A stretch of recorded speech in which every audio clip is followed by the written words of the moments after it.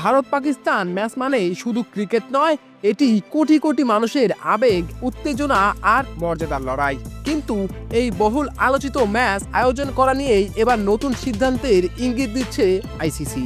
দীর্ঘদিন ধরেই রাজনৈতিক টানাপোড়েন আর নিরাপত্তাজনিত কারণে ভারত ও পাকিস্তানের মধ্যে দ্বিপাক্ষিক সিরিজ বন্ধ হয়ে রয়েছে।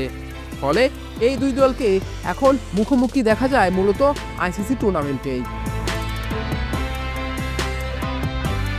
আইসিসির ভেতরে চলমান আলোচনায় উঠে এসেছে ভারত পাকিস্তানের ম্যাচ ভবিষ্যতেও বড় কোনো টুর্নামেন্টের মধ্যেই সীমাবদ্ধ থাকবে, নাকি নিরপেক্ষ ভেন্যুতেই বিশেষ সিরিজ আয়োজন করা হবে।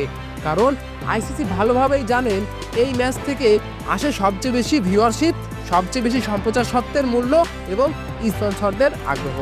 ব্রডকাস্টার ও স্পন্সরদের চাপ ক্রমশই বাড়ছে।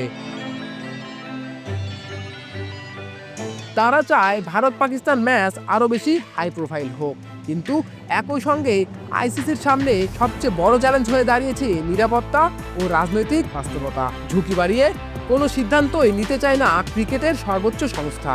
এই কারণে আইসিসির অনেক সদস্য মনে করেছেন ভারত বা পাকিস্তানে নয়, বরং নিরপেক্ষ কোনো ভেন্যুতেই এই ম্যাচ আয়োজন করাই হতে পারে বাস্তবসম্মত সমাধান। দুবাই, শ্রীলঙ্কা কিংবা ইংল্যান্ডের মতো ভেন্যুগুলোর নাম ইতিমধ্যেই আলোচনায় উঠে এসেছে। বিশেষজ্ঞদের মতে সামনে আইসিসি টুর্নামেন্টগুলোতে ভারত পাকিস্তান ম্যাচ আরও বেশি গুরুত্ব দেওয়া হবে। তবে দ্বিপাক্ষিক সিরিজ খুব শীঘ্রই ফিরছে এমন সম্ভাবনা এখনও ক্ষীণ, কারণ এখানে ক্রিকেটের বাইরেও জড়িয়ে আছে রাজনীতি, নিরাপত্তা আর কূটনৈতিক বাস্তবতা।